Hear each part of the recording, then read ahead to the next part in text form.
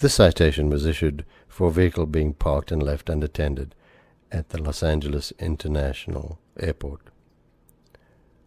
I was there at the airport when the officer, she saw me. I was a walker to get my wife's suitcases. She was standing over there by the side of the baggage claim. The officer told you to move? What do you mean? She did not tell me nothing. She banged on the side of the car. She said I walked to my wife who was standing over there. Then she said that I have to move. I told her there was no way I can move without having my wife there in the car also. Were you loading her suitcases?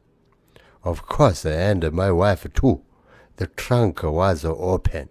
The officer could see that I was loading the car, but she continued to write the ticket.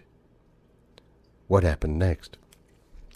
It took a time for me to get my wife and the bags into the car. By that time, the police had already given me the ticket.